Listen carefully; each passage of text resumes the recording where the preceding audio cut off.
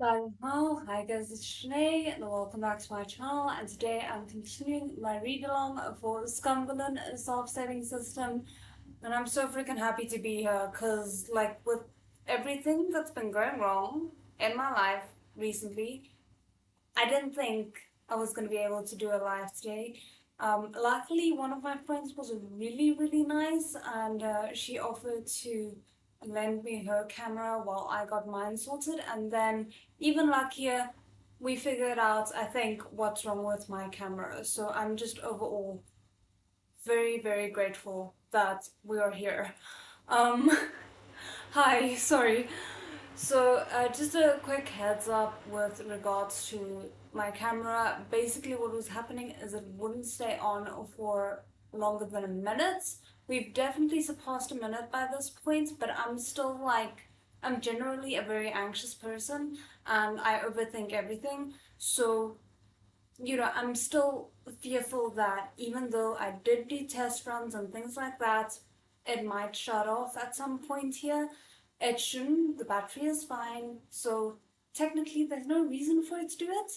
But if it does, then we'll just, call it, we'll end the live stream if that does happen, and we'll just be happy with a little bit of reading that we did manage to get through. But hopefully this holds up for the 2 hours that it's supposed to. Hi. Um, but yeah, so that is more or less it. Hi, if you're new here, I'm Janae, and I'm gonna be reading Scum Villian Self-Saving System, Volume 3. And yeah, that is more or less it. We're gonna give it like 2 more minutes in case there are other people who also want to hop on after receiving the notification. And I have tea and water here with me. And at the hour mark, we're gonna take a 10-minute break where I just kind of stretch my legs, get something new to drink, and then we'll resume for about another hour until the end of the next hour. So I hope that clears things up in case anyone is new here. But yeah, and also I checked if we keep at the rate that we're at the moment and nothing else goes wrong, fingers crossed, tap on wood, um, then we should be finishing this volume up at the end of the month. So that is also quite exciting to think about. Okay, so with all that said, I'm just gonna grab a small sip of tea and then we can more or less get going.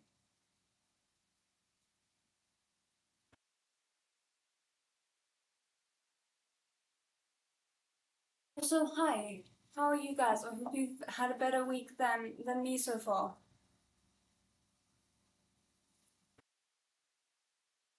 Okay, I think we can start opening this up. So long for anyone who is gonna be reading along with their own copy of Scum Villian Volume 3, the English edition.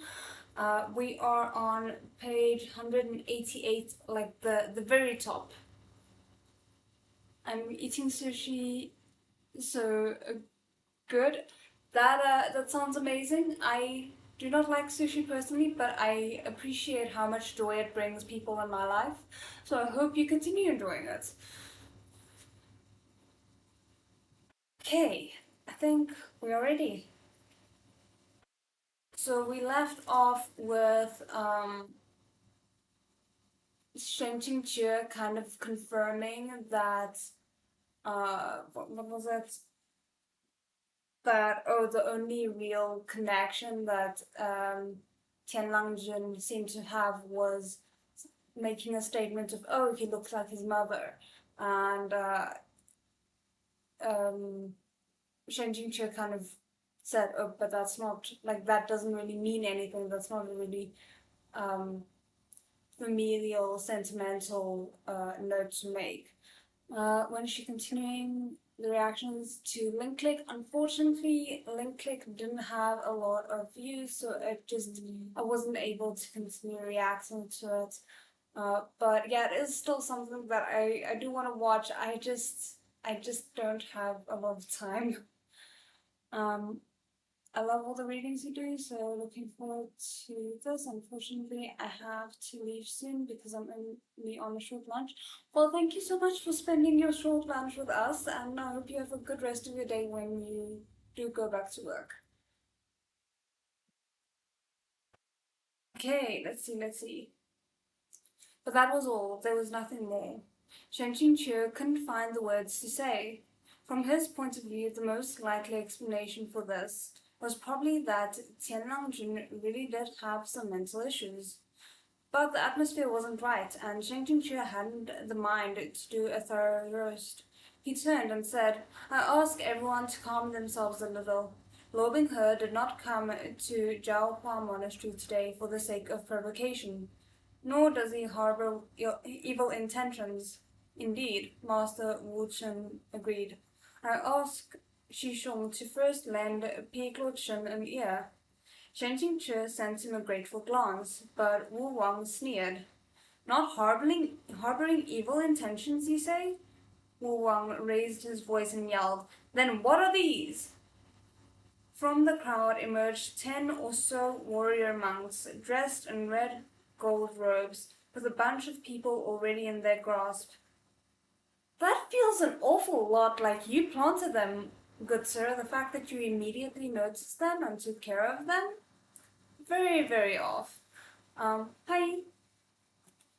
Hey, I'm not getting a good feeling about this.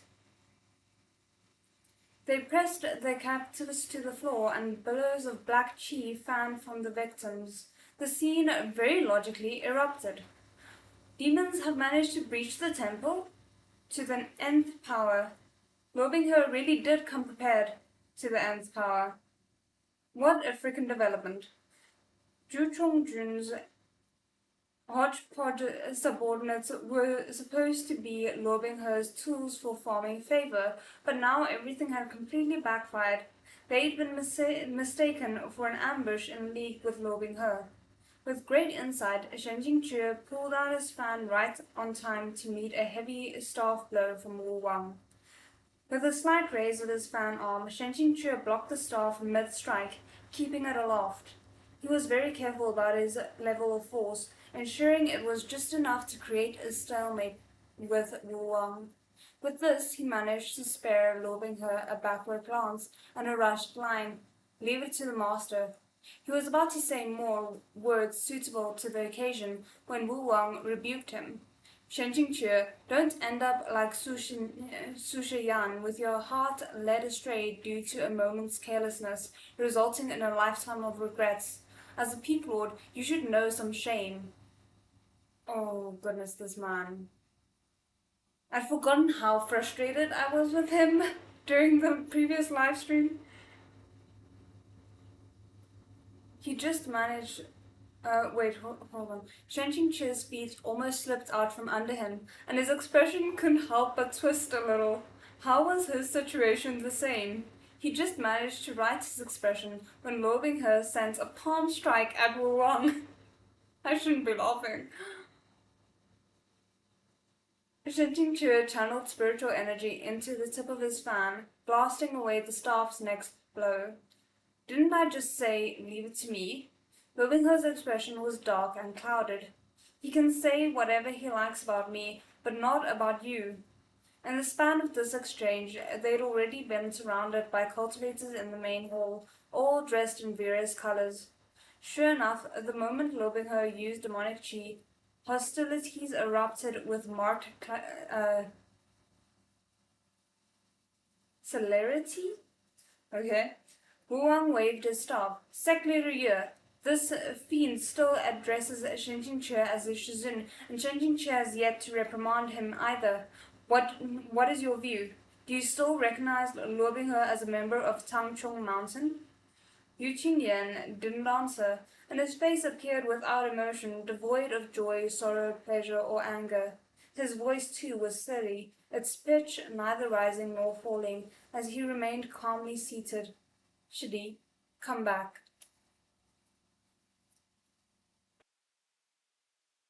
Shen Qingxia unconsciously took a step towards him. He thought to himself that he should first admit his wrongdoings and pacify the chief a little. If Yan could come over to their side, they could definitely keep the situation under control. But before he could head over, Robinho grabbed him. "Don't go," he repeated himself again. "Don't go." Within his tone was a hint of desperate pleading. Shen Qingque hadn't managed to answer when hundreds of sword glares were sent careening towards where they were surrounded in the center of the crowd. Liu Qingge's pupils shrank, and Chen Lian left its sheath in answer. Suddenly, tremors shook the entire main hall. A dome of light, arching with sparks of black and white lightning, exploded. When the tremors ceased, people lay strewn all across the floor. Roughly only 1 in 4 remained, either standing or leaning on a support. Robinhood's eyes were now red. They glowed brighter than the daylight, as if either searing lava or crimson blood would flow forth from them at a moment's notice. His lapels and sleeves billowed with a black chi that rolled without pause. The demons pressed against the floor, burst into laughter. "You old-timers are indeed shameless, ganging up on someone like that. You actually have the audacity to use the same underhanded methods you turned on Tianmanjin. Not just using it, you have to be all self-righteous about it too. Ha!" Rubbing her held Shen Qingque with one arm. "I'm a demon, so go ahead and attack me altogether," he said, enunciating each word clearly. "I don't care. But what has my Shizun done to be attacked together with me?" The way he's so protective. Okay, let's see. Last summer, Chinese drama, Mysterious Notes Casebook. Mysterious Notes Casebook is a series that I'm reacting to only on Patreon and membership, so it won't ever be publicly available on YouTube.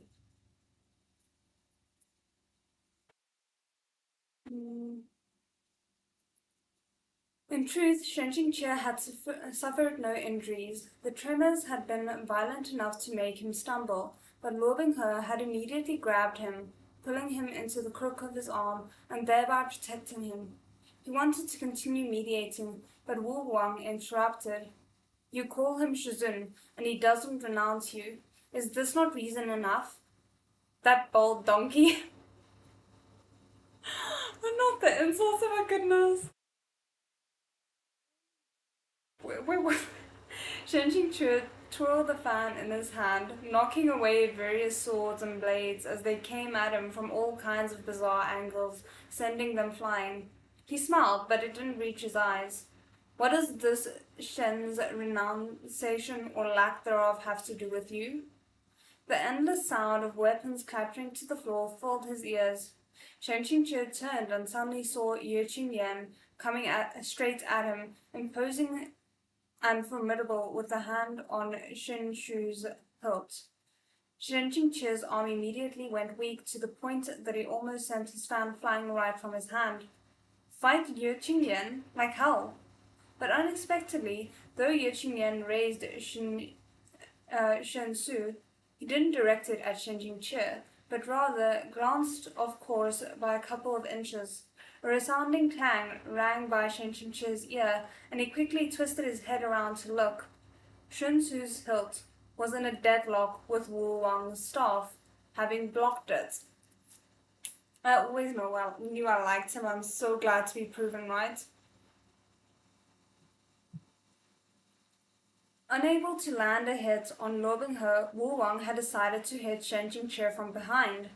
Though Ye Qingyan had joined the battle, he didn't attack the two surrounding targets. Instead, he blocked the blades meant for Shen Qingque again and again. With Ye Qingyan jumping in, Liu Qingge also entered the fray. The pair fought at random, their modus operandi about the same. They attacked anyone as long as it wasn't Shen Qingque, causing nothing but trouble. The problem being that this trouble came in the form of two experts, and their attacks were both vicious and precise. Finally, Wu Wang couldn't take it anymore. "Piglet Lure," he said, enraged. A single slash of Liu Qingge's blade shaved the whisks of Tianyi Temple Dao's into bald, featherless dusters. Oh my goodness. My hand slipped, he said expressionlessly. That is so good. But it's just so good.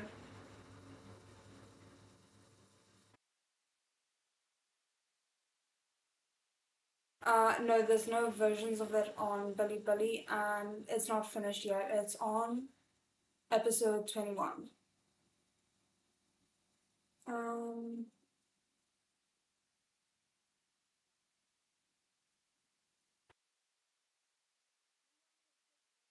his whiskers stood straight up. Sec later year, after deflecting Wu Wang's staff from Shen Qingque for the third time, Ye Qingyan spoke too. My eyes were mistaken, he said mildly. Oh my word, they definitely are friends. Like, the three of them definitely are friends. They have the same sense of humor and I'm living for it. After deflecting, Wu Wang's... Oh, sorry. Everyone at the scene thought in unison. The saying that Tangchung Mountain sides with their own, no matter the sin, was indeed not baseless. One slip of the hand could be explained, but two... One mistake of the eye was understandable, but they'd been continuously mistaken ever since you stepped in. Couldn't the two of you fight properly? Exactly whose side are you on? Guys, no, look at this. Look at the emojis kind of things that are going on the page. I hope you guys can see it. Because it's kind of ridiculous, but in a brilliant way. If not, I need to post a picture of it at some point. But, that is so cute. Yu Qingyan and Liu Qingge sent a message with their actions. Go ahead and fight, but under no circumstances may you strike the Qingjing Peak Lord. Shen Qingche shoved Lo Binghe with the back of his hand. You leave first. Not only did Lo Binghe fail to be shoved, he grabbed Shen Qingche's wrist. I mean, yeah, no, you were very optimistic to think that would work. Shizun, let's leave together. Come with me. Shen Qingche didn't turn his head to look at Lo Binghe's expression. First, there was no time, and second, he couldn't bear it. He yanked his hand free and urged him on. You're still not going? When I tell you to leave, leave. Be good and listen to me. He didn't know how long he could hold the others off, and he absolutely couldn't abandon this mess of a situation and escape with Lo Binghe. Yu Qingyan and Liu Qingge had been brazen with their show of bias, and Wu Wang was already furious. Either Shen Qingque or Lu Binghe had to stay behind, or open conflict would erupt between Zhaohua Monastery and Tangchong Mountain. After a short period of silence, Lu Binghe said quietly, "All right." Sun Shizun said so. In the next moment, he landed on a field outside the main hall.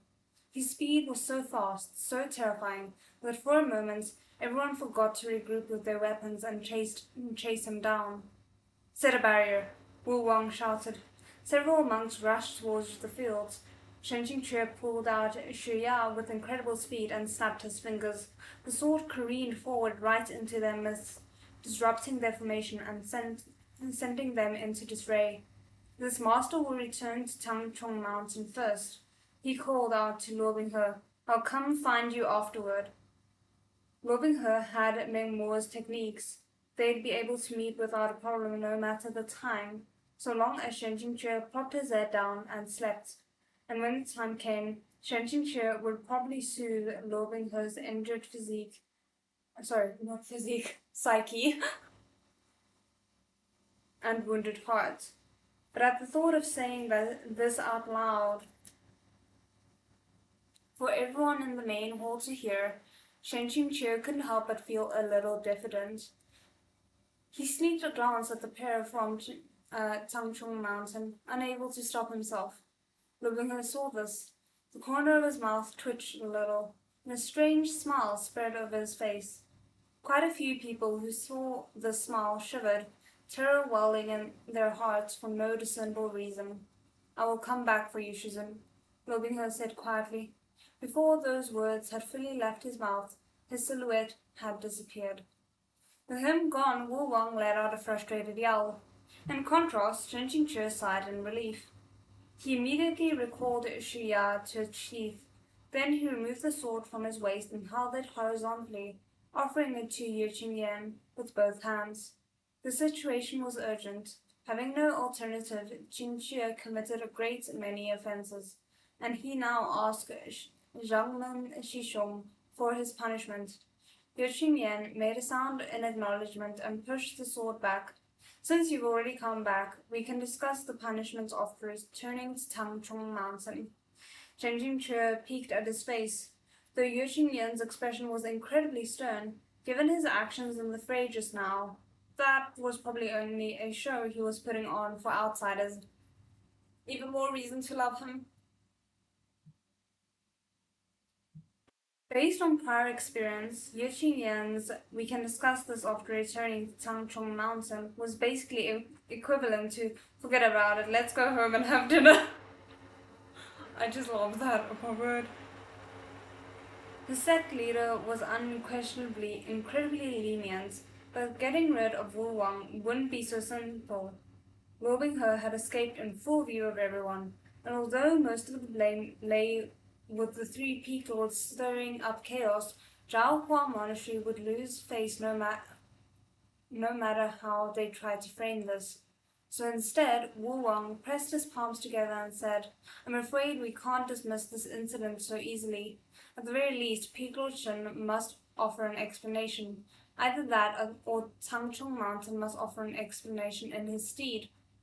From a corner, someone said shrilly, "Just now, we called Su Shiyan confused for placing a man's sweet and honeyed words above his master's grace. But this Shen Qingque is even more confused. Even without lobbing her sweet words, he still fails to understand the full extent of the situation." Yeesh, these people are just really looking for trouble. Ugh. Shen Qingque pretended he hadn't heard this, while Yu Qingyan remained courteous. The disciple of Tangchong Mountain, the discipline of Tangchong Mountain's members naturally falls upon this year. I will of course offer everyone here a proper explanation. Master Wu Chen was pleased. Great, that is the best possible conclusion. I trust that Sect Leader Ye and Peak Lord Shen will most certainly settle this affair in a fair and proper manner. Everyone was speechless. They were all thinking that either Master Wu Chen's monkhood had too far detached him from the dust-ups of mortal affairs, or that he was suppressing his consciousness and lying through his teeth. Wu Wang humphed, then continued his sentence. That might not be the case. Perhaps everyone here has forgotten the solar incident in Jinlan City. Peak Lord Shen said then that he would explain himself, but the truth is that, as of today, he has yet to give us anything. After a short incarceration in the water prison, he escaped, then faked his death in Huaye City and vanished for 5 years. Tangchong Mountain still has yet to be released, to release any sort of detailed statement on this matter. If this was the explanation Peak Lord Shen and your honored sect meant, this one frankly cannot offer any compliments. He was dredging up old affairs, but Shen Jingque's focus had wandered off and he wasn't listening at all. The system had already sent him flashing red warnings, like how he had the mind to listen to an old monk attempting to settle old scores. The Zhaohua Monastery scenario has ended. Final score righteous image points -200. Quest completion status 100% failed. That is not good. I'm vaguely concerned about this. Like, what kind of punishment is the system gonna dole up for him about that? Shen Jingque had hit the 200 marks, but instead of a +200, it was minus. In his long history of painful back and forths with the system, this was the first time he'd fallen below the danger line of 0. Suddenly, a sharp pain pierced his head, along with an overwhelming sense of dizziness. Quest failed. Honored customer, please be prepared. In 60 seconds you will be sent back to your original world. Wait, what? No way, something's gonna happen. As long as the point value fell below 0, he'd be sent back to his original world. Don't. Changing to roared internally. Straight back just for this. Don't you know that my old account has been cancelled? It was just one failure. I have so many satisfaction points. Can't they serve as compensation somehow? What about B points? I have plenty of B points too. Surely having so many has some use. Overwhelmed by panic, his mind churned and quaked while his face flashed through a myriad of colors, green, then white, then red, one after another. Noticing that something was off, the changing chair looked about to vomit or to faint at any moment. Liu Xingge asked, "What's wrong? Would you like to use all your current satisfaction points to purchase another method of punishment?"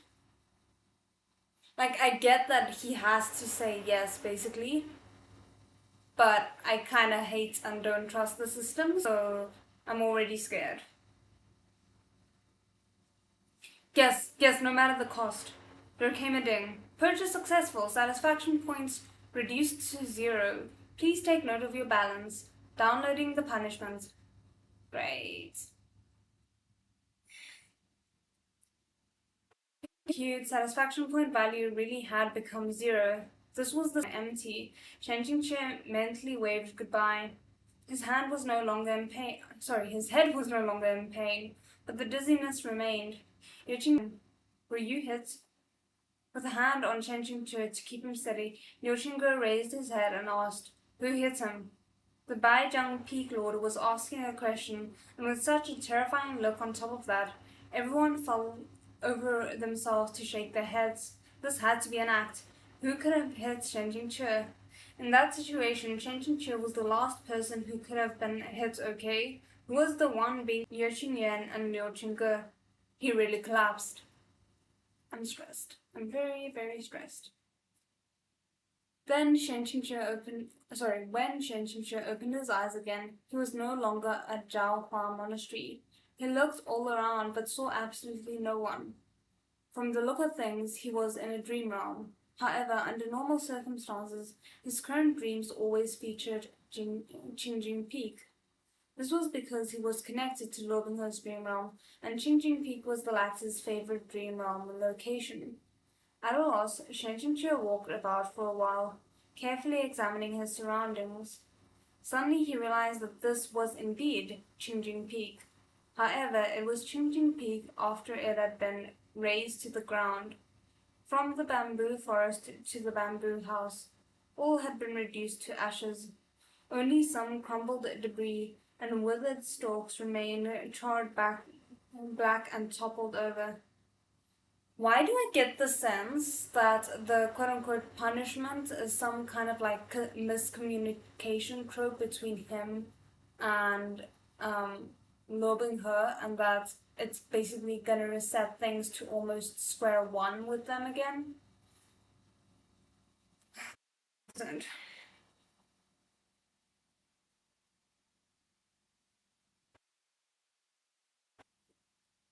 Only some crumbled debris and withered stalks remained, charred black and toppled over. Wisps of white and the scorched stench of smoke drifted above. Faced with such utter desolation, the more Shen Qingxue looked, the less he could remain calm. This was far too thorough a raising. What a massive grudge. Shen Qingxue pinged the system. "Can you explain the situation?" "Greetings. While the punishment is in progress, the systems of the functions will not be available as usual. We ask for your understanding and wish you good luck." The system is absolutely useless. I think you should, like, seriously give it a 1-star rating. So the punishment had already begun. Shen Qingxue punched an imaginary wall in his mind. Suddenly, the sound of footsteps on gravel reached his ears. The footsteps followed a pattern. Each step was followed by a pause, slow but not hesitant. Instead, they gave off a sense of power, a feeling that the person in question was crouched in wait, ready to pounce. In the midst of scorched earth and rubble, a silhouette slowly appeared. A cold wind blew, fluttering this person's black robes and white sleeves. His face was a flawless snow white, matching the overlapping panels of his collar. Arms crossed, he slowly sauntered forward. An expression of contemptuous disdain hung upon his face, and from time to time he kicked the charred pebbles by his feet with an air of utter disinterest. Inadvertently, Shen Qingque called out, "Binghe?" Lo Binghe blinked, and his head turned just a little. A cold, indifferent gaze pierced the air towards Shen Qingque. It fell upon him like the stabs of two icy knives. His heart jerked, and suddenly the wind felt too fierce, his clothes a bit flimsy. Or else, why would there be a chill along his forehead and back? Lo Binghe raised an eyebrow, and flicked some non-existent dream ash off of his sleeves. He let out a closed mouth, questioning hum, a hint of confusion within it. Shen Qingque immediately stopped right there. The feeling was wrong. Lo Binghe tilted his head. Shen Qingque? This was even more wrong. The tone, the expression, the disposition, none of it seemed like Lo Binghe. But at the same time, they all seemed like Lo Binghe. So what I'm expecting and thinking is that he was taken to a dream realm where, as it used to be in the original novel, like, this is the original novel's Lo Binghe seeing the original Shen Qingque, or at least who he thinks is the original Shen Qingque, which means that he's about to be tortured, probably, and vaguely stressed.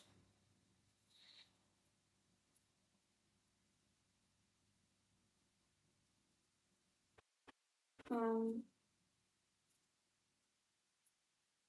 If compelled to give a clearer explanation, Shen Qingque would have said that the person standing before him right now felt like the original Lo Binghe. Shen Qingque froze on the spot. I would too. With his lack of answer, Lo Binghe took a step towards him. Shen Qingque automatically moved to grab his sword for self-defense, but the spot at his waist was completely empty. He knocked on the door in his mind. "System, what exactly is up with the punishment scenario? Where did you get the scenario from? Are you telling me to fight the boss barehanded? Greetings, while the punishment is in progress, the system's other functions, including consultation, are not available. We ask for your understanding and wish you good luck." I hate the system so much. Exactly what am I supposed to do in this situation? With his hands tucked in his sleeves, Lo Binghe smiled. "Shen Qingque, why are you here? From what I recall, I never let you in." "No?" Shen Qingque was now 10,000% certain that the person before him was absolutely not the Lo Binghe of the world he knew. When addressing him, Lo Binghe always said "Shuzun, Shuzun," his voice as sweet as honey. He never dared to call Shen Qingque by name, let alone speak to him like this, with a tone like he was goading a dog. In any case, this was a punishment scenario, so Shen Qingque probably wouldn't die. With this thought, Shen Qingque managed to relax a little. He said calmly, "This is Changing Peak." Shen Qingque looked around. "If you hadn't said so, I wouldn't have remembered." How could he not remember? If this was truly the original Lo Binghe, wasn't the culprit who'd so thoroughly raised Changing Peak none other than himself? "And why are you here?" Lo Binghe shrugged. "Not sure." Then he leveled an unsettling smile on Shen Qingque. It was a smile like Shen Qingque was a dog he was raising, and one day he'd suddenly discovered that this dog could say a couple of simple human words. How incredibly fun. His gaze made Shen Qingque's hair stand on end from terror. "You're not afraid of me anymore?" Lo Binghe said. "I'm not afraid of the one out there, but I am afraid of the one in here." Lo Binghe raised a hand and beckoned him. "Come here." If the original flavor, Lo Binghe, and the post-darkening version at that, beckoned you in this way, you'd better obediently go, even while shaking in terror. Yet Changing Chu still had the courage to attempt a last-ditch struggle in the face of death. However, the moment he turned around, the black silhouette flashed in front of him, blocking his path. A couple more inches and Changing Chu would slam into him. Changing Chu abruptly retreated several steps and narrowly missed, falling backwards. Lubinghe grabbed his sleeve with 2 fingers and pulled him back. "Why did you run?" he asked him gently. With that face right in front of him, the current Changing Chu could neither bring himself to hit nor genuinely fear its owner. Still unwilling to give up, he kept pinging the system. "Is it really the original Lubinghe, not my world's Lubinghe? What should I do to clear the punishment? It can't seriously be to fight him and win. What's the difference between this and sending me back to the original world? Greetings, while the punishment is in progress." Changing Chu X'd out of the window. Lubinghe stared at his face for a while, then furrowed his brow. "Somehow I keep getting the feeling that something about you is different. Are you really Changing Chu?" Changing Chu blinked, but remained cautious. Lubinghe surveyed his face, a hint of bewilderment in his actions. Then he slowly took hold of Changing Chu's right hand. His palm felt the same as always, both dry and cool. Changing Chu's heart stirred just a little, and he was about to say something when suddenly his right shoulder went cold.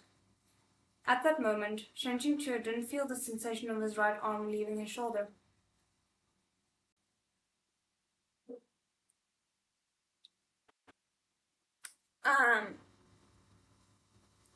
If someone could maybe in the chat just timestamp this, because I think we're about to head into a massive amount of gore. I think it's, what, 38 minutes in?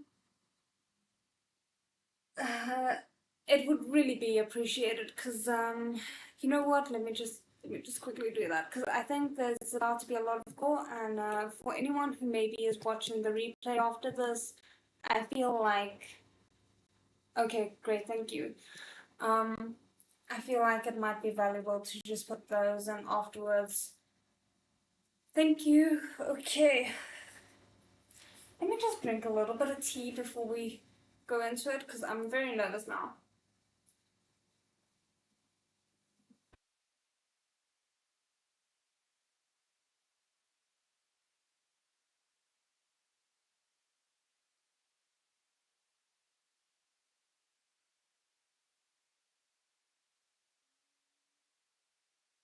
He only saw something being flung into the air and half his body seemed lighter.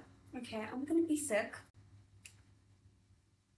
And I can't hide behind a pillow because you guys need to be able to hear me. That's just great. We love that for me. Even when he didn't fully understand, not until an earth-shattering pain laced through his entire body and brain, Lubinghe had torn his right arm straight off. Having suffered a traumatic injury, Shenjing Chu's body automatically retaliated with a burst of spiritual energy, but a single palm strike from Lubinghe dispersed it into nothingness. Crimson blood gushed out from his wound, impossible to stem. Shenjing Chu's head spun and a vision swam. He might have heard someone screaming, or he might not. His ears were ringing, so he couldn't tell. His only thought was that he had to get far away from the person before him right now. He staggered backwards, but after only a couple of steps, he tripped over a stray stalk of charred bamboo and fell straight onto his back. The pain from the stump where his arm had been was too great. Even the sensation of his head smashing into the ground was lost on him.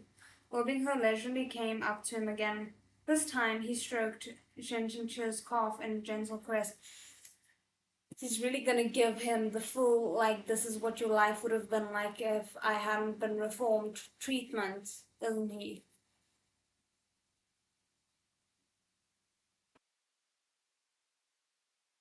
I'm kind of feeling a little bit ill, not gonna lie.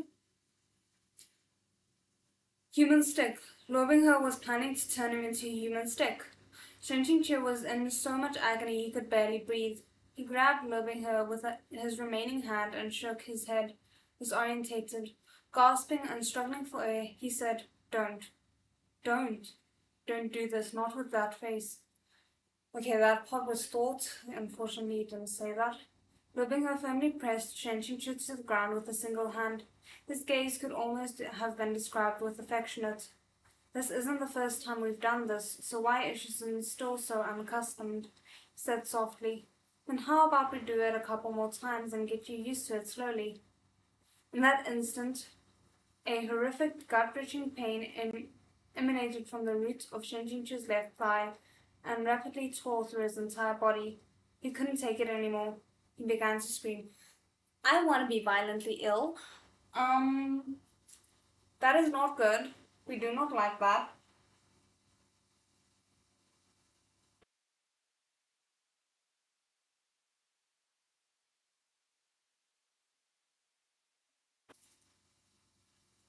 Okay. I'm worried about, and what I absolutely would not blame Shen Jingque for, but I'm still worried, is that he's gonna have like PTSD because of it and not really be able to look at loving her in the same way. And I just feel bad because this world's loving her shouldn't have to deal with the consequences of what his alter ego did to Shen Jingque. Um, but I mean, I also again wouldn't blame Shen Jingque for experiencing that because that was horrific. Okay, chapter 19, Shenjie. Suddenly, the system's monotone voice spoke a notification. Punishment complete. The pain abruptly vanished, and Shen Jingque violently sprang up from before straight away, falling to his knees again. He wasn't even in the mood to roast anything or slap the system. Instead, he remained half kneeling, watching his cold sweat spatter the ground drop by drop, his vision still swimming with stars. From behind him there suddenly came a voice. What's wrong? Only then did Shenshenshu realize he wasn't alone. It seemed that he hadn't returned to the real world. This was yet another dream realm. Moreover, this cavern looked a little familiar. It was the cavern where Men Moore had lurked as a black fog. But when Shenshenshu had his first experience, back when Shenshenshu had his first experience entering dreams, the person next to him was indeed Meng Mo. With difficulty, Shen Qingque managed to compose himself, then asked his own question. How did I end up here with you? You entered an incredibly powerful dream realm, and your spirit was at risk of being torn apart, so I'd been trying to interfere for a while. This elder tried many times but failed. I only succeeded just now, then incidentally brought you back to this barrier over here. Well, thank goodness. I didn't think we would be liking Meng more, but apparently that's in the cards as well. Based on Shen Qingqi's past impressions, Meng Mo hadn't seemed particularly fond of him. That he'd go as far as to recognize a bad situation and even, incidentally, pull him out of it came as something of a surprise. Many thanks to Senior, he said, heartfelt. You truly helped me a great deal. Mengmo humphed. No need to thank me. This elder was only surprised that uh, last time in the holy mausoleum, he really did manage to persist until that brat woke up. So you've helped him quite a bit too, and helping him also helps me. Ah, okay, so it's a favor for a favor kind of thing. Oh, let me just quickly so that was about like 4 minutes ish of gore, I think. So let's just put the timestamp at 40 minutes so people can skip in the future if they would like to.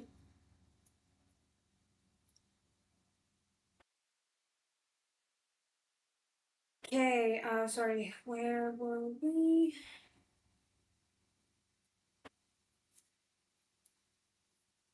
The incredible agony of having his arm torn clear off was still branded in Shen Qingqi's consciousness. and any moment that face surfaced within his mind, it triggered the memory. Changing Chu couldn't help but hold his right shoulder with his left hand. Only after gulping down several breaths did he manage to say that name without his voice trembling. How come I haven't seen Luo Binghe? Logically, the one who most loved pulling him into dreams, the one who was most enthusiastic about it, was Luo Binghe. Usually, whenever Shin Chin fell asleep, Luo Binghe came and harassed him, but this time Meng Mo had actually gotten there first and pulled Shin Chin into his barrier. The mere thought of Luo Binghe depressed Meng Mo. Should this elder know? From the moment that brat mastered my wondrous techniques, I was never able to enter his dream realm again. Of all those under heaven, his thoughts and dreams are the only ones the elder is utterly helpless against. Oh, the grim irony. But that is interesting as well, because that kind of implies that the original flavor loving her is not as powerful as the current version of loving her, because Ming Mo was able to interfere with that version of loving her's dream realm. So that is very interesting.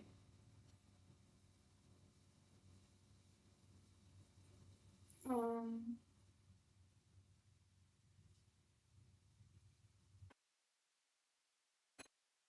Changing Chen needed to see that sweet and obedient loving her right away, or his limbs would keep aching every time that name came to mind. Can that pure-hearted little white flower of a boy please show up right now and soothe me? Mengmu shot Chen Chu a glance out of the corner of his eye. Seeing that his face was green and his lips were pale, he stiffly asked, "That brat will come and find you himself. So what's the rush? Didn't you avoid him like the plague before?"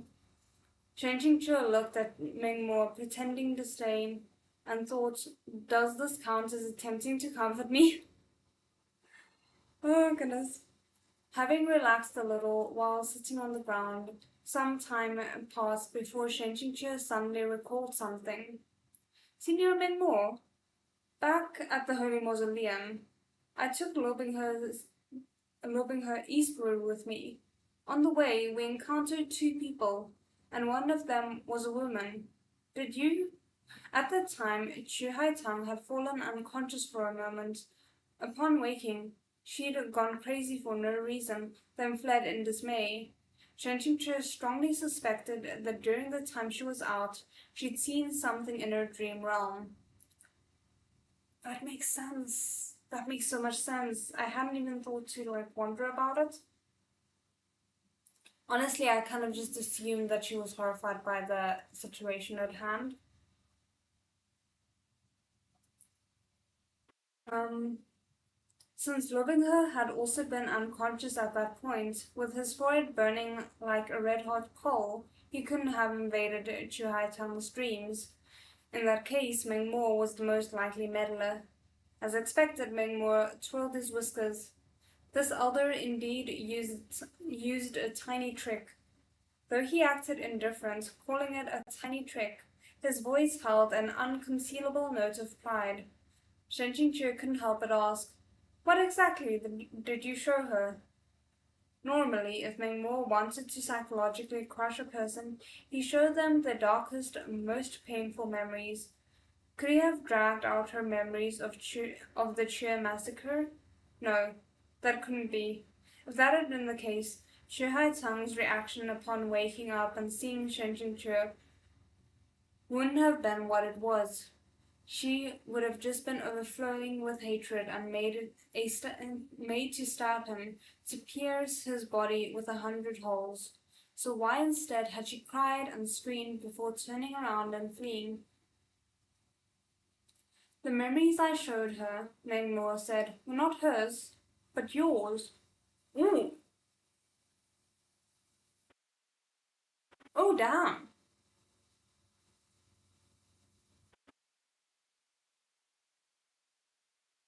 Chen Jingche instantly understood. The memories of Shenjie, which still remained in his body, they had been in his mind ever since the airplane shooting towards the sky mentioned that Chen Jingche's original backstory was never transferred. into the novel properly. He asked immediately, "May I request that senior show them to me?" Oh, this is getting interesting. Mengmo sent him a glance, but he didn't ask why Shen Qingque needed someone else to show him his own memories. "You don't remember?" Shen Qingque had been preparing to say something evasive about how a chi deviation had damaged his memory, but now he nodded. Correct. It had to be said, memory loss from chi deviation was fairly improbable. Mengmo surprisingly didn't interrogate him further. "Some things are better forgotten. I earnestly request senior's assistance." "You truly wish to see?" Shen Qingque nodded several times. Mengmo reached out and pressed a finger to his forehead. "Close your eyes. Wait until I let go before opening them again." Shen Qingque shut his eyes accordingly. "Your memories are fragmented and incomplete, and you might see people whose features appear blurry or indistinct. Such issues arise from your own self." Mengmo meant that if there were bugs, the problem lay in Shen Qingque's personal data files, not his own technique. Important to clarify. Shen Qingque silently counted to 10 and waited until the pressure on his forehead was gone. When he opened his eyes after, a frail-looking youth was knelt before him on the ground, his hair loose and arms bound behind him with hemp rope. The youth's face was fair with a pointed chin, his eyes and brows clear and delicate, but there was a persistent sullenness in his countenance, and two patches of bruising covered his forehead and a corner of his lips. This was the still young Shenjie.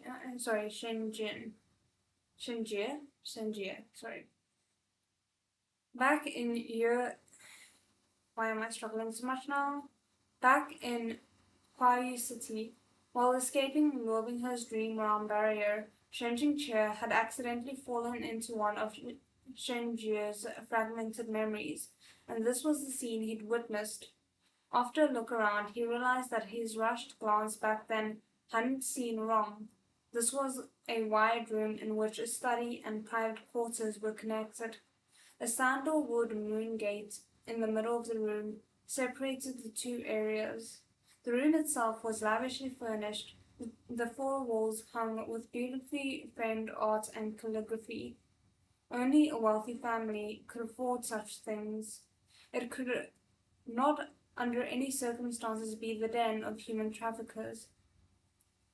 Well, it could be the house of someone who bought a person who was human trafficked. I mean, that is also an option.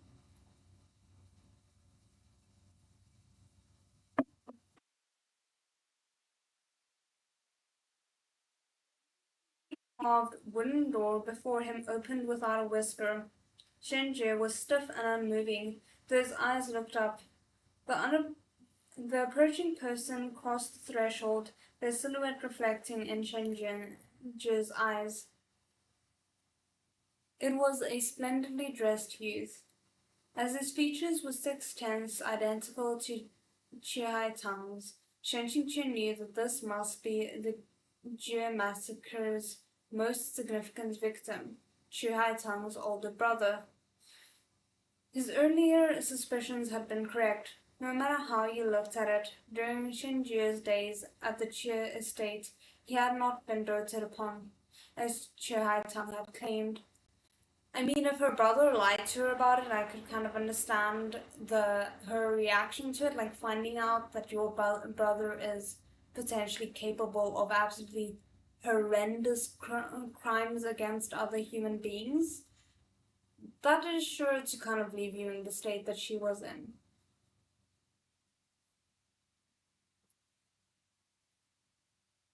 The youth leisurely brushed past Shenjie, then paced a half circle around him.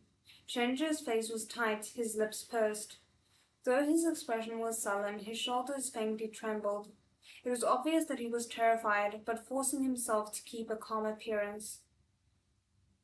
Suddenly, young Master Xie kicked out. planting his foot right in Shinji's back. Shinji immediately slammed face first into the floor. Young Master Cheer sneered. What? Too afraid to head back this time? Have mercy, young master, Shinji said in a low voice. His nose now bloody and smeared with ash. I didn't know it was you. You didn't know? You didn't know and still had the gall to provoke me? I mean, that's probably why he had the gall to provoke you, but I don't know why I'm explaining this to you like you're not a fictional character. Young Master Cheer knocked Shinji to the ground with a single slap, and Shinji's forehead met the ground with a muffled thud. 2 streams of blood flowed from his nose down to his chin. Young Master Cheer seemed to derive great pleasure from the situation. He was clearly having incredible fun, like he was hitting a ball. Shinji observed from the side, speechless. A few dozen rounds of this back and forth, and Shinji finally couldn't take it anymore. Exactly what he wants. Young Master Cheer's smile was terribly malicious. You're a member of my house now, so naturally I can do whatever I want. We love that for you. Sure, be a horrific human being. Suddenly, a young girl's lovely voice came from outside the door. Gogo?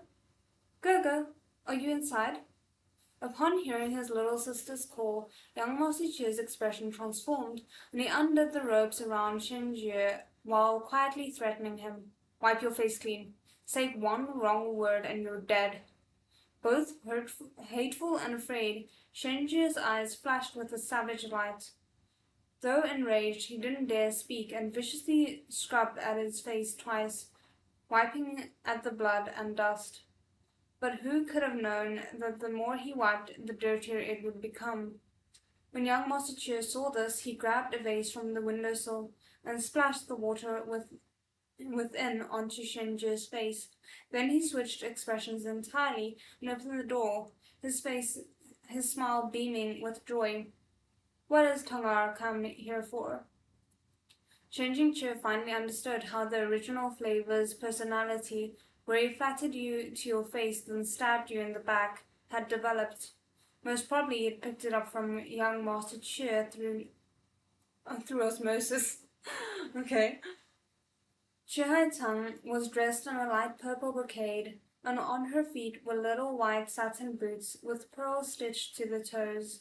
She was truly like unto a tender young lady who had been nurtured inside a flower bud, and she possessed a completely different type of loveliness from her future weather-beaten beauty.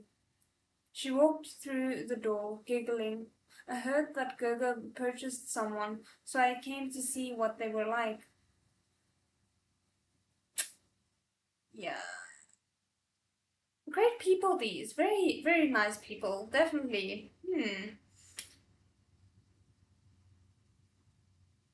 When she saw the youth standing in the corner, she noticed that, despite his listless, lowered head and how he shrank into himself, his face was very pretty. Her eyes brightened and she walked over to him, all full of smiles. So you're Xiaojie?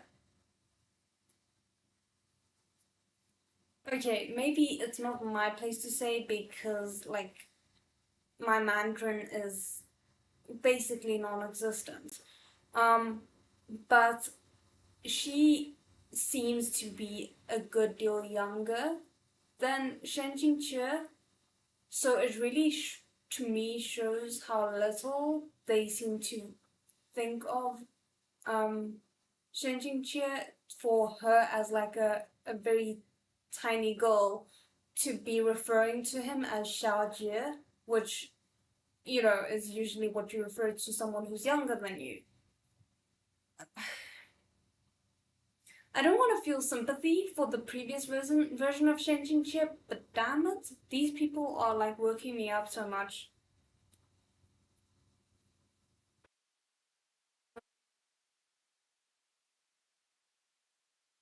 Shinji's face had already been wiped clean, but he remained surly and dour, refusing to answer. Standing behind his sister, young Master Chia's eyes flashed with a threatening light. He smiled. He's rather temperamental, and he doesn't really like to speak. Mm-hmm. Chiai Tang moved to hold Shinji's hand. Why don't you like to speak? Say something to me, please. Her voice was soft and sweet, her tone affectionate, and on top of that she painted the perfect picture of innocence. Lashing out at her would have been unbearable to anyone. Nini Ying was really quite similar to Chiai Tang in her youth, thought Chen Jingche, so the original flavor had always been partial to this type. Initially, Shenji kept his face stiff, but he couldn't resist the sort of young girl's gentle wheedling. With his expression shuddering, he turned his head away, his ears blushing a slight red. At the sight of this, Tang clapped her hands. Gurga, he's so much fun. No wonder you purchased him, even though you've always hated bringing in outsiders. I rather like him. Young Master Chia smiled, though it didn't reach his eyes. I too like him very much. Upon hearing the word like, Shenji couldn't help but shiver. At this point in the memory, the scene suddenly darkened. Everyone present likewise swiftly vanished without a trace. Shen Qingqi, startled, then realized that this was what Meng Nuo had talked about. The memories were cutting off. Since the original flavor's memories within his body were fragmented and incomplete, breaks like this would be common. The previous memory segments had already finished, and now another one would begin. Okay, I'm gonna take my 10-minute break now, and then I will see you guys again at 13 past. Um,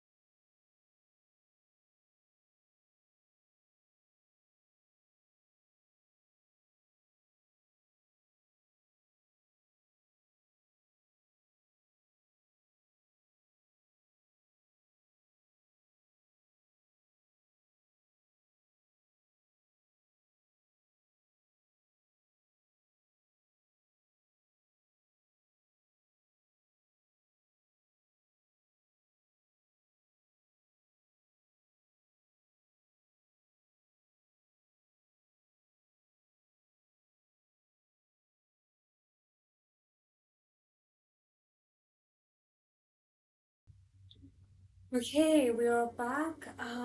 Everything should still be fine, but please just let me know if the audio is still okay and everything like that. Let me quickly go back. Okay, thank you very much. Okay, I think we're good to basically just start off immediately. So we left off on the top of page 213. For anyone who wants to follow along. And I'm just immediately gonna jump into it. The setting was the same room. This time, Shenji wasn't tied up. He lay prostrate on the floor, his nose bruised and face swollen. His fingers viciously clawed at the rug, to the point that his fingertips were stained with blood. Suddenly, two light knocks sounded on the door. A youth's hushed voice came from outside. Xiaojie? Xiaojie? When Shinji heard this voice, he abruptly moved and threw himself at the door, his face pressed up to the locks. Chiga, be a little quieter. I snuck inside. Initially, Shinjinchi had no idea who the person outside was, but then his thinking switched tracks. Shinji's name was Nine, because he was the ninth child taken by the human traffickers. It naturally followed that there must also have been a 1. A 1 through 8.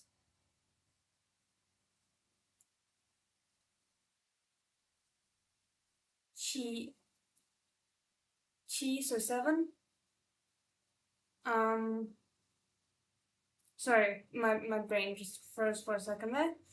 Um, However, to think that Shinji, with his personality, had actually managed to make a good friend, that came as a true surprise to Shen Qingqi. From the door came the sound of rattling, like the person outside was shaking it. It's no use, Shinji said. There are 5 to 6 sets of locks, both inside and out. The windows are also locked. The escape failed this time, the youth said worriedly. They didn't do anything to you, did they? Shinji's anger suddenly surged.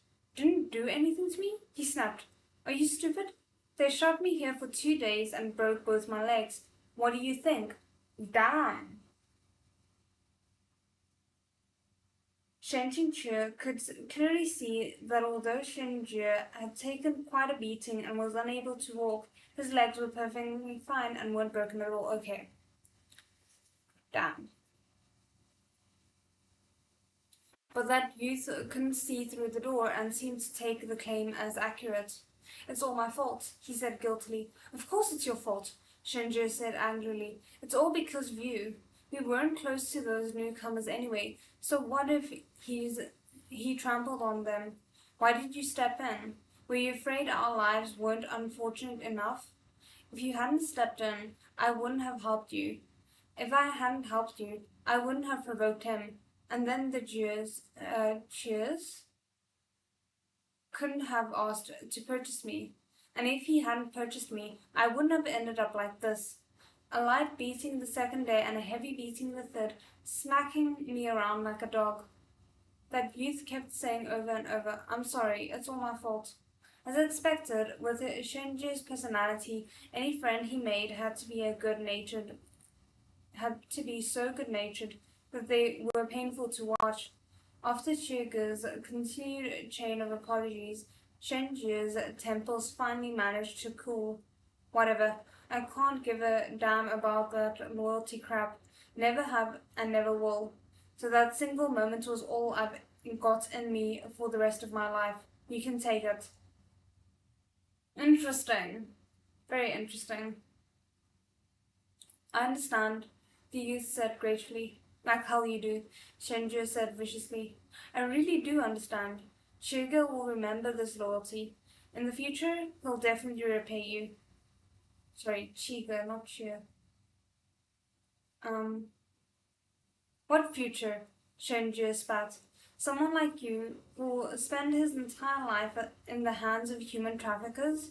You will just end up a trafficker yourself. That's your future. Don't curse him like that, damn. No, wait, you're too good of a person. You won't make it. At most, you'll continue with the panhandling. Xiaojie, I came to tell you this. I'm leaving. So, I'm here today to say goodbye. Ooh, Shinji is not going to take that well, I don't think. Shocked, Shinji immediately sat up. Leaving? Leaving where? The youth called Chiga said, I can't stay here. The Chia family has too much wealth and power in the city. We can't beat them, and we can't escape them. There are many cultivation sects in the world. I'll go apply to one. Once I've learned immortal techniques, I'll come back to save you. Shenji's eyes suddenly shone with a dazzling brightness. Chiga, they say that there's an immortal mountain to the east where they recruit um, highly qualified disciples every year. Is that where you're going? I don't know, but I'll try them all. Surely at least one will accept me. Why did I immediately wonder if this supposed Chiga was someone that we already met, but we just don't know about it? My mind immediately went to Liu Qingge, but I think he is known to be from a well-off family, and I just kind of can't see him doing this. Um,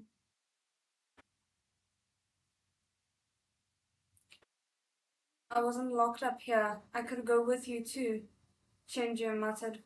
Unbidden, an expression of envy appeared on his face as he stared at the crack in the door. It looked like he was thinking something malicious. Shinjin-Chu couldn't help but sweat with worry for the person outside. Some time passed. Then Shinjo sighed. Chiga, you really gotta be less impulsive in the future. You mess up every single time. This time I was the unlucky one. But if you're still like this in the future, after joining those immortal sects, what are you gonna do? You gotta keep calm. He was lecturing someone older than him, and at a tender age too. It was somehow comical. Yet the other youth didn't seem the slightest bit unhappy. Instead, he said earnestly, I'll remember. Now that he had hope, Shenji's voice became fervent. You absolutely have to remember the things you said. You must come back to save me. Chica seemed to be nodding his head hard. All right, he said emphatically. Wait for me. Once I finish my training, I'll definitely come back. Then we'll leave together. Separated by the door, the two youths fell into a silence. Did you leave? Asked Shenjie. Not yet, the youth said hastily. I was waiting for you to speak. Shiga, come closer and let me see you through the crack, said Shenjie. Since we don't know how many years it'll be before we meet again. The youth laughed. You wanted to say that you don't know if I'll die out there, yes? All right. Shenjie made a dismissive noise. You said it yourself. You can't blame me for harsh words this time. He struggled to move closer to the door and pressed his face up to the crack. Okay, just quickly before we go on to the reveal, I forgot to show the beautiful art that was on the previous page.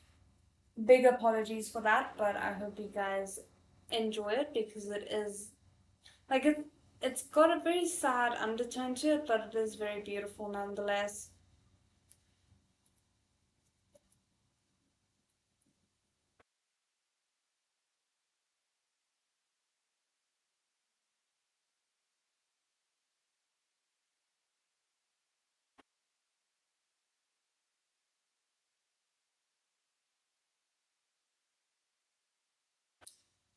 Intensely curious, Shen Qingqi pressed himself up to it as well. Through the tiny sliver of a crack, he looked outside. What the hell? Chen Qingqi wasn't freaking out over the other person's face. That would have been better, because the problem was the youth outside the door. His face was a blur. Like it had been censored with mosaic. I mean, we knew this would be the case, kind of, because Ming Mo did warn him that people's faces would be blurred.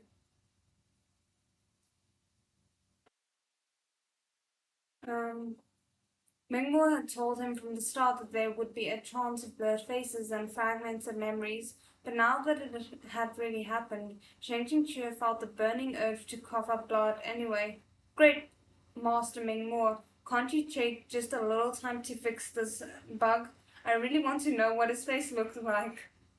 Yeah, but like for suspense sake, we can't know his identity yet, which is making me more inclined to believe that he is indeed someone we've met before and it's someone like surprising, someone that should shock and horrify us in some way, shape, or form.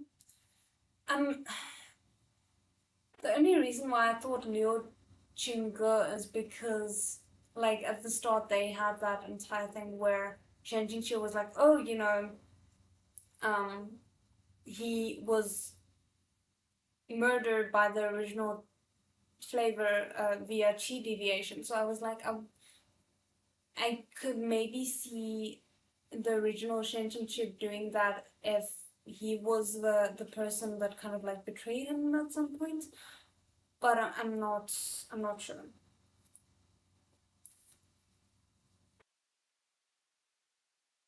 Um, Shin Jingqi was preparing to charge out the door to see if closing the distance could get rid of the mosaic. The memory cut off again. Oh, great. This time, the setting was the study. Young Master Chia was writing at his desk while Shenjie stood at his side, grinding ink for him. Shenjie at the time was still a frail-looking youth, though he'd grown in height and could be considered tall and slender compared to others his age. As he stood there serving young Master Chia, the air of an aloof scholar drifted about him. As the paper neared completion, Shenju suddenly said submissively, Young master, there's something. Young master Chu didn't lift his eyes. Is this about that Zhang scam artist? Senior Wu Yanzi isn't a Zhang Hu scam artist. Young master Chu put away his pen and frowned. All you need to do is stay here and behave yourself. Do your part as a brother-in-law and live your peaceful life with my sister. What's the point of all those wild fantasies? Oh, so they ended up getting married? Maybe that was revealed early on, but I kind of forgot about it. Baby Shinji. Yeah, this is kind of painful. After a stretch of silence, Shinji suddenly gritted his teeth. Live my life, live my life. I don't want to live that kind of life. Shinju, don't do that. Young Master Chu finally raised his eyes and sent Shinju a glance, then suddenly kicked the back of his knee. Not surprised, unfortunately.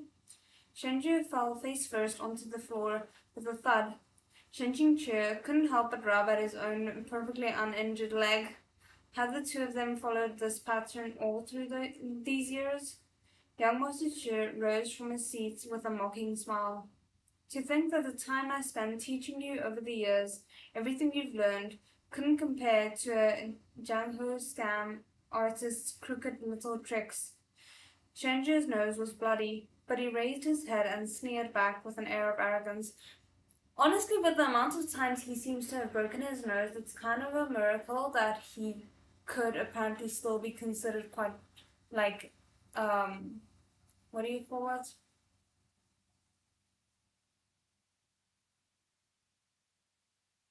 Um, Stereotypically beautiful. That's not the right word, but I can't think of the other better word for it. They're not crooked little tricks. They're immortal techniques. An ordinary talentless person like you can only comfort yourself by calling him a Jianghu scam artist. Young Master Chu crouched down and grabbed a handful of Shen Jue's hair. Immortal techniques? he asked, tone affectionate. A piece of trash like you actually wants to cultivate to immortality?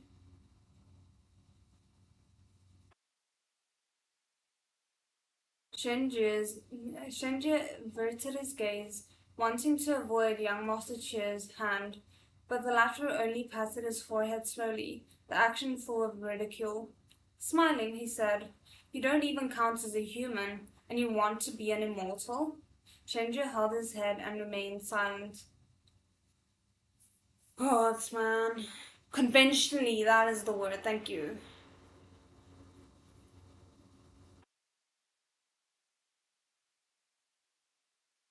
It's surprising that he has any nose left at all. Oh, goodness.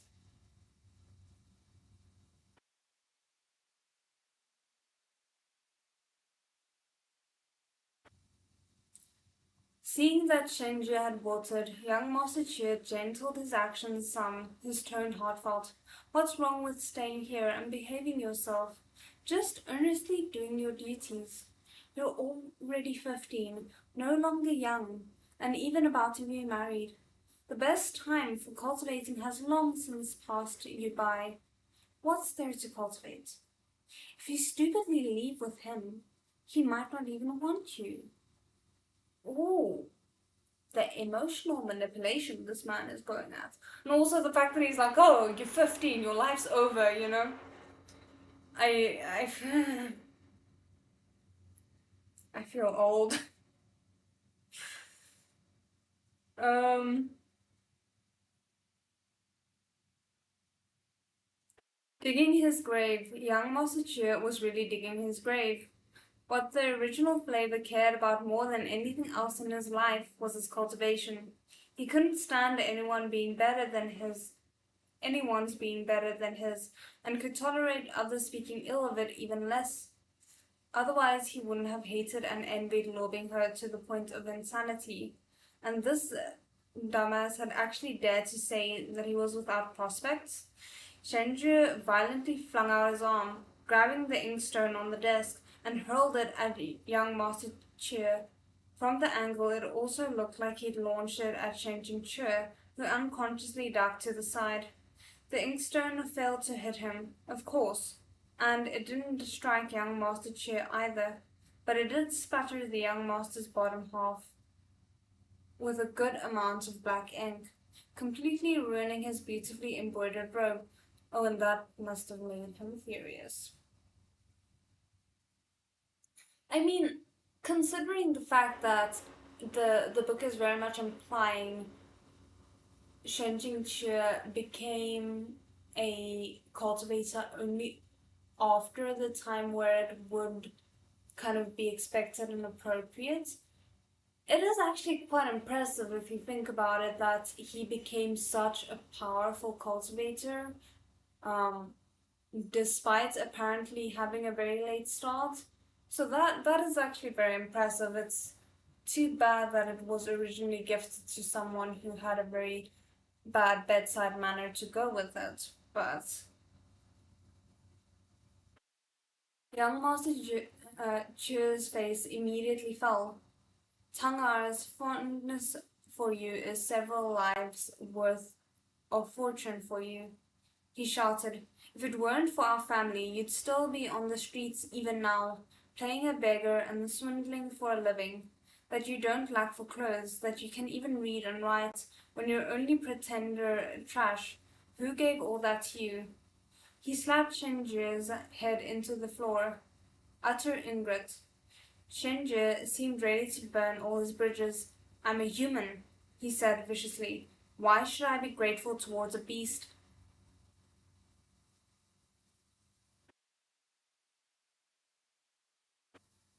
Weirdly kind of agree with him. Not gonna lie. What admirable courage. With a single strike, young Master Cheer flung Shinji into the wall. "And I thought you'd made some progress these past few years. But of course a piece of garbage can't be polished." Upon the white wall hung a sword. When Shenji slammed into the wall, the blade fell to the ground. As he sat splayed against the wall, his hand touched the sword. He drew it in his panic and held it in trembling hands, pointing it at young Master Cheer and uh, his bloodshot eyes. Okay, that's how it's written there. I'm not. It feels a little bit disjointed for me, but okay.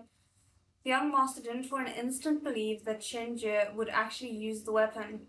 Still, quite a temper you have, he said, pointing back at him. Your bones itching for another beating?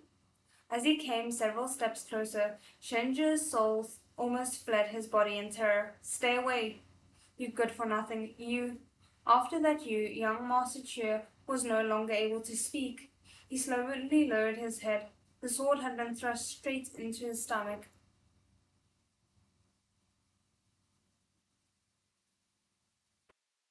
Damn. Young Master Cheer's face was full of disbelief as Shenjie reached the sword out. Meanwhile, on the side, Shenjie felt a conflicted kind of thrill. Hell, this was the streaming live from the scene of the murder. The situation had changed in the blink of an eye. A couple of short words and the incident unfolded. Shenji was frozen. Young Master covered his stomach with one hand, then forcefully snatched the sword away with the other. He kicked Shenji to the floor and screamed, "Gods!" Shenji quickly threw himself forward and throttled young Master Che by the neck. This is escalating. While they struggled and fought, several guards rushed in. The moment they lay eyes upon the scene in the study, they began to yell. Both panicked and terrified.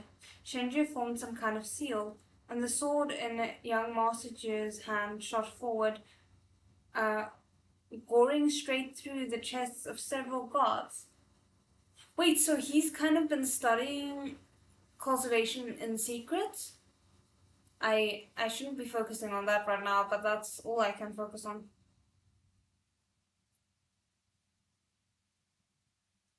Um, he turned his head again to see young Master Cheer staggering towards him, crimson-stained hands moving to grab his hair. Shenju sent the sword at him once more, this time piercing his lung. He followed up with stab after stab. Using all his strength, Shinju's thrust became increasingly vicious and his expression increasingly savage. Only after more than 50 stabs, by which point the corpse's face was and vital organs had been reduced to a mess of blood and gore, did Shinju finally stop panting. Great! This was probably Shinju's first time killing a person, and on top of that, the first time he'd used his own spiritual energy to do so. Having witnessed the incident in its entirety, Shinjin was stunned.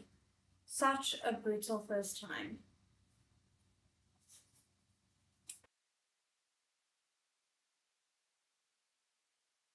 For a while, Shinju stood dumbfounded at the room full of corpses. Then he suddenly came back to himself, the sword falling from his hands with a clatter. As if his senses had left him entirely, he paced back and forth within the study, subconsciously wiping his hands on his clothes over and over. However, his mind was only gone for a moment before he managed to compose himself at a shocking swift speed. The entire shift in emotional state had taken place in less than a minute. Such mental fortitude! Shenju steadied himself, then curled one of his fingers, testing. The sword on the ground, still soaked in a horrifying amount of blood, slowly rose into the air. Assuming this is Shuya, but it's just kind of sad to think that this is Shuya's origins.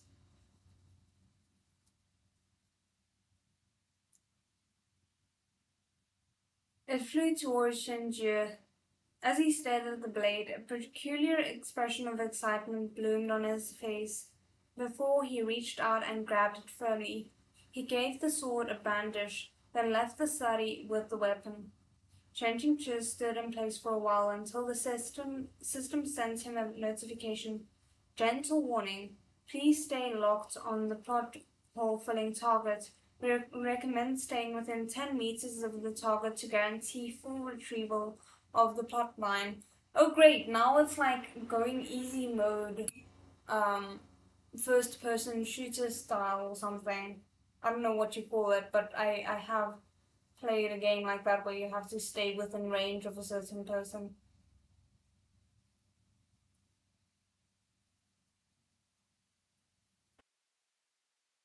So not following the plot hole filling target meant potentially losing bits of story.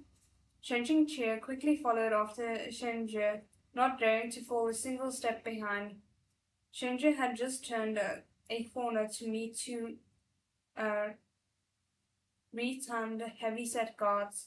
With a swing of his arm, a cold light flashed horizontally, slicing the two bloated, fleshy necks together. Blood sprayed as if from a fountain. Damn! So Shenjie just like killed once, and now it's, just a regular Tuesday for him apparently. Shenjie killed nearly every person he saw, and the more he killed, the higher his spirits climbed. The sinister smile on his lips stretched wider and wider.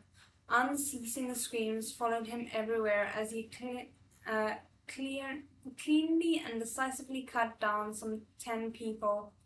Changing Cheer noticed that he only killed men. Not a single woman fell under his blade. The female servants and maids were all huddled in a corner in the kitchen, but Chen Jie didn't go out of his way to execute them. With such clear discrimination between the sexes, he had made the targets of his hatred extremely obvious. Yeah, I was about to say, like, as if, like, is it just in this case specifically that the women in the household didn't cause him harm, which made him feel like he didn't need to take them out, because that's sure something. Chu Hai Tang stood at the end of the hall, blankly staring in their direction. Blood splattered Shenju's body. He looked like a living ghost, one who was currently yanking his sword out of a guard's neck. Ugh. Chu Hai Tang's lovely face twitched several times, then her eyes rolled back into her skull and she collapsed, falling back into a pool of blood. It seemed like this maiden had always been the type to faint in critical situations. Upon seeing Chu Hai Tang, Shenjie calmed down a little, and the arm holding his sword dropped to his side. After pondering for a moment, he headed towards the kitchen. Not long after that, a fire began to blaze. The dark clouds in the night sky above Chiu Manor were suffused with searing red, like the magma from purgatory. As Shenju dragged Chai Tang's body into the bushes outside, a person silently appeared behind him. Shenju grabbed his sword and quickly turned around, his eyes ferocious. But when he saw who it was, he breathed a sigh of relief. Senior. This senior must have been the one who had set up the altered trial within the city, the one who kindled and fanned Shenju's treachery. Wu Yanzi. I feel like I should know who that is, but I'm just thinking of the nice monk and Wu Wang, who. Ugh. But I keep feeling like the nice monk is Wu Yanzi, and I don't think it is. Anyway.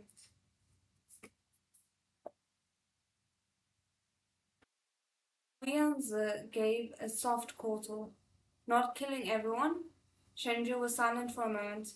Everyone who I wanted to kill is already dead. Actually, one of the points your brother made was correct. It's true you were born with talent, but the best age for cultivating is already behind you. Furthermore, due to the abuse you suffered under him, there's been some damage to your natural bases. A number of achievements should still be within your reach, but if you wish to become one of the best, that is no longer possible. A few years earlier, and things might have been different. Interesting that you should say that, because, he kind of proves that wrong. If this man had heard young Master Chia's words, he must have watched the disastrous incident from beginning to end. Yet he had no intention of interfering and instead only watched on from the sidelines. It looks like this senior wasn't an especially gentle sort. If Shenju really did leave with him, he likely wouldn't walk a bright and just path either. Before Shenju had thought that this body, what was that? This body's qualifications were already incredible.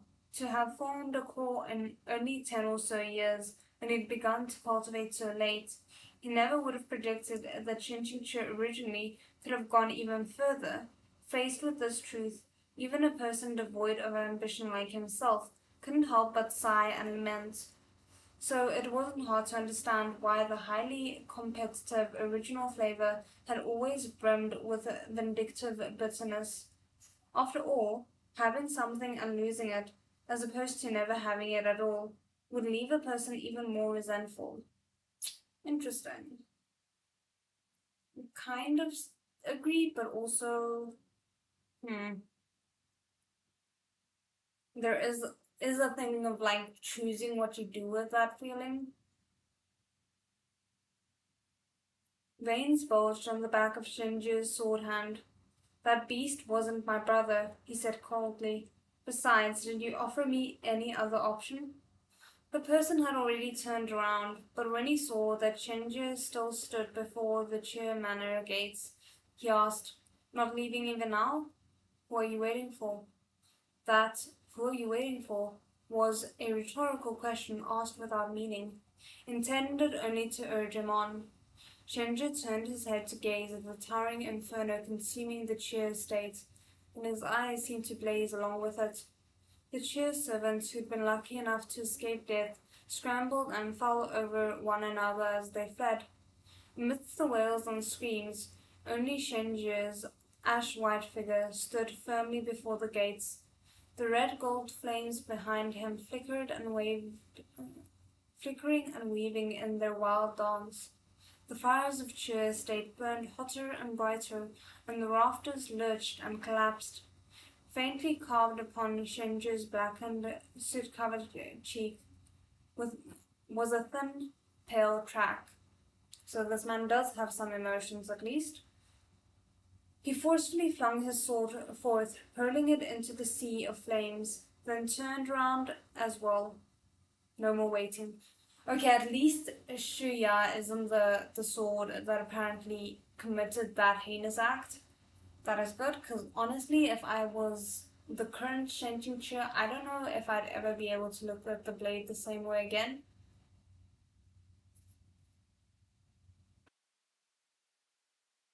Shenjinchu had always known that the youth who promised to return to save him would never come back. It was only logical, wasn't it? This was a well-known flag, and together with the line, Let's Get Married in Our Hometown, was known as half the flag duo. If anyone vowed that they would definitely come back or be back right away, it was guaranteed that you would never see much as a shadow of them again.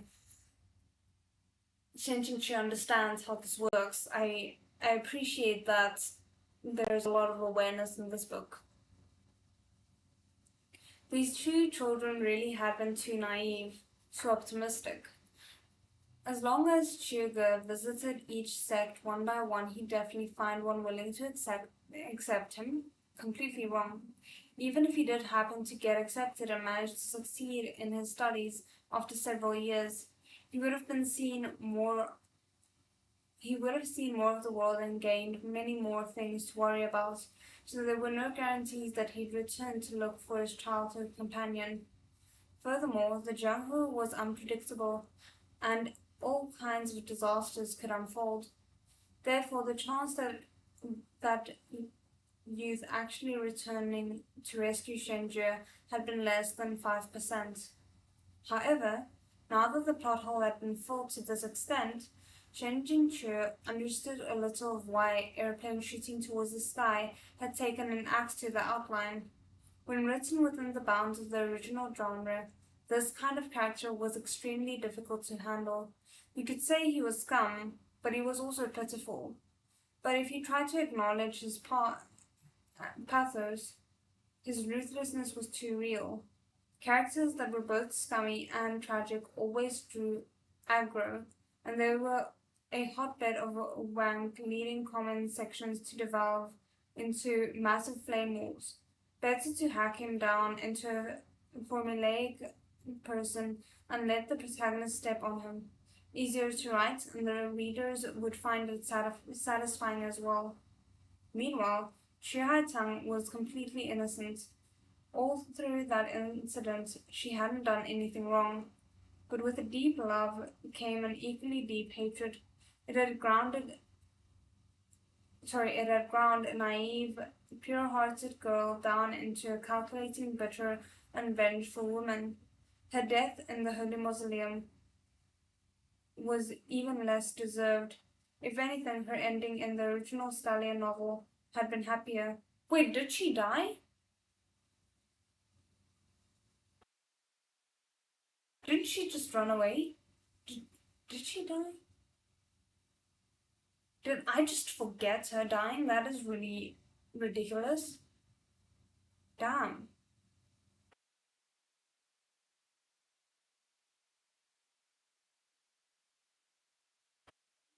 Given her a hand back in the beginning. Shen Chiu was still sighing when the scene suddenly began to flash with a black and white static like an old television. The setting and faces distorted into something unwatchable, while the sounds became crackling noises and gibberish. The system sent a notification. Incomplete memory. Warning. 5% of full database lost. 7% of full data set lost. 9% of full data set lost. The memory fragments was spreading further and further. As the percentage of data lost grew increasingly larger, Shen violently smacked the notification window just like how he'd helped fix the TV's poor connection when he was little. After a couple dozen smacks, it actually worked. When the percentage loss hit 10, the notification alarm abruptly ceased. The scene static vanished as well, becoming clear upon word. Oh, wait, this is like such video game logic, but also just like so self-aware is the best. It was heavily implied that a human randomly running into some unknown parts of the Holy Mausoleum equals death, but it was never described how exactly she died. Okay, okay, no, so that's kind of what I understood from that, but the way he seemed so like definitive about her dying and the fact that he's like, oh, the what a tragic death is what threw me off because I'm like, I don't remember her having a particularly tragic death unless it's just kind of implying that any death via the Holy Mausoleum is a very tragic one, which fair considering what we saw. Um,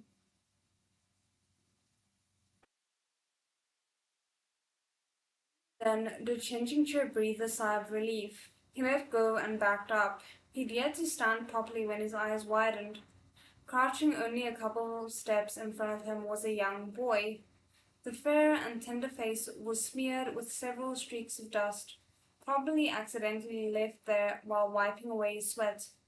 A red string was looped around his neck, a jade guanyin dangling from it, and tied to his back was a ragged cloth bound pattern with tiny flowers. Currently, he was diligently scratching at the ground in an attempt to dig a hole. Lobbing her, Shenjingxue blurted out.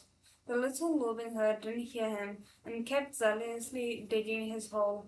When Shenjingxue looked around, he found that they were in a vast canyon with hundreds of boys and girls of varying ages, dressed in all sorts of clothing.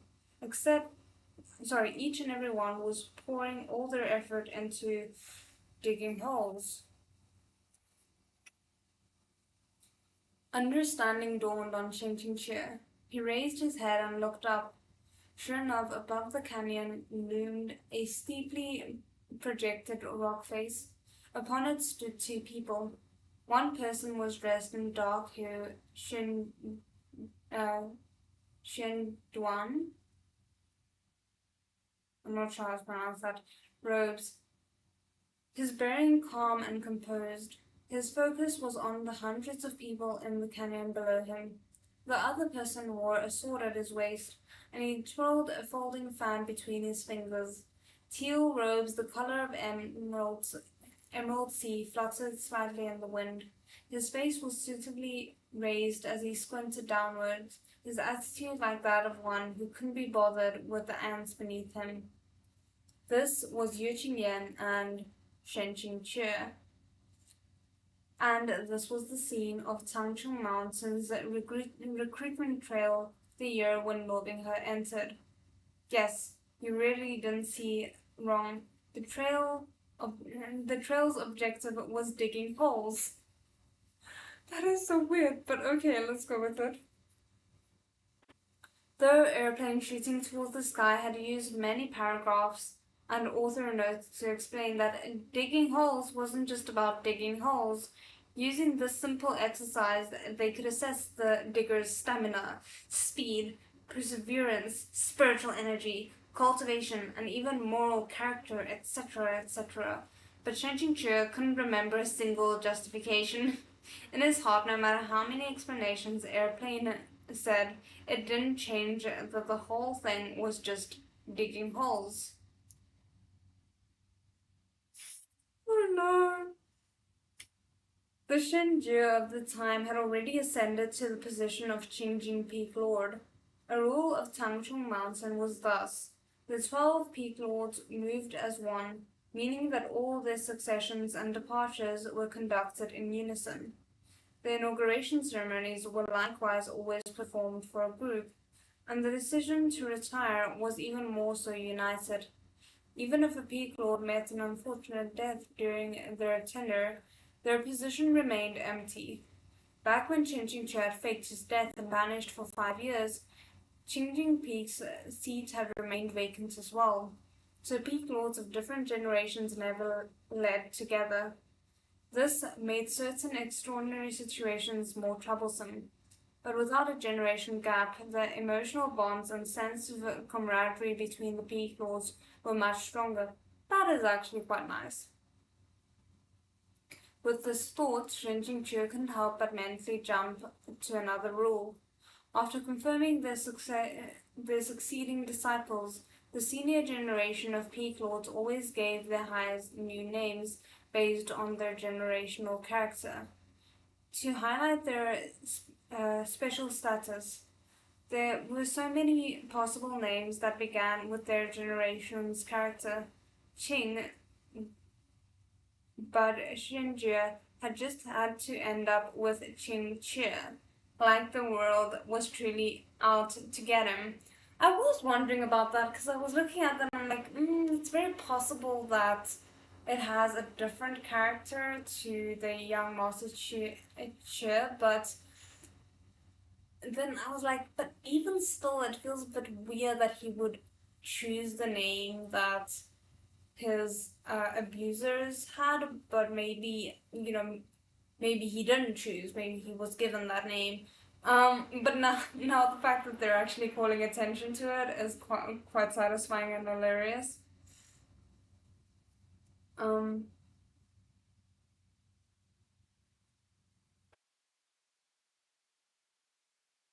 Shenjie hated the character Chia to the bone, yet the name was bestowed upon him anyway. How couldn't he choke on the bitterness? Even Shen Qingque couldn't stop himself from wanting to coddle the man for 30 seconds. No wonder the original flavor felt little gratitude or respect towards the previous Qingjing Peak Lord. Shenjie and Ye Qingyan appeared to be engaged in discussion upon the rock. Shen Qingque glanced at little Luo Binghe, who was engrossed in his task. He gave his head a couple of phantom pats. Oh, that was actually so cute! Then leapt onto the rock face to stand next to the duo, listening in. There's even more people here this year compared to past trials, said Ye Qingyan. Shenjie squinted, his expression devoid of joy or anger. With a subtle shift of his two fingers, the fan in his hand slightly opened.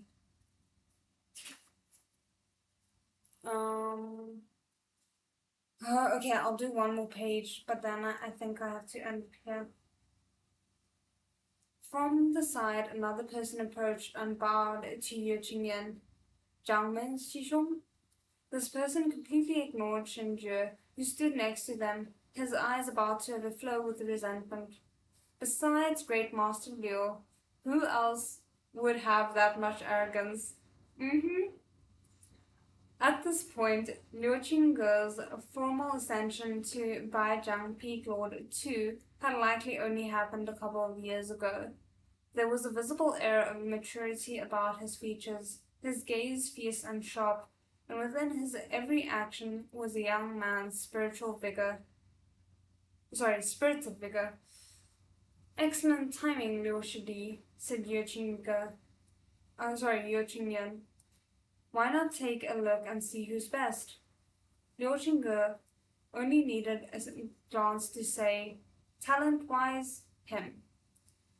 Shen Qingqi gave a satisfied nod. Great Master Liu had a good eye indeed. The one he'd pointed to had his back to him, and it was the diligently digging Luo Binghe. Does Liu Shidi want him? Asked Ye Qingyan. Those who wish to come to me will come themselves. Baijiang Peak had always been the same.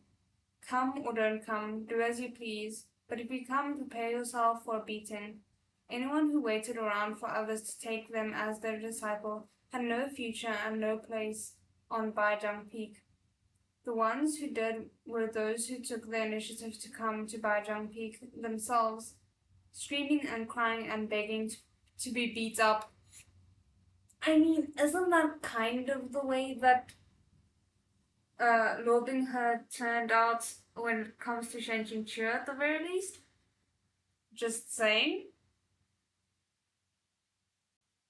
Shenjie said mildly, good talent doesn't guarantee success. Liu Qingge didn't even grace him with a sideways glance. But certainly more success than a nobody who only began properly cultivating at the age of 16. That was a low blow, Liu Qingge. That was a very low blow. I so badly want to continue reading, but I really shouldn't. So we're just gonna have to stop it here. I'm sorry. There we go. Okay, so we ended off on page 230, so we have 114 pages left, which I think we're doing okay. So I hope you guys enjoyed it. This was a very interesting session. I feel like the start of the read along was a little bit rough, but I liked seeing Shenjie's past. It's really been very interesting, and even though I still don't like Shenjie, I do think that it gives a definite understanding of his character, which is nice. Like, it's nice to know that there's more to him than meets the eye. So I hope you guys enjoyed it. I think I said that already. Hope you have a good week, and I will see you guys on Thursday for the next read along. 再见。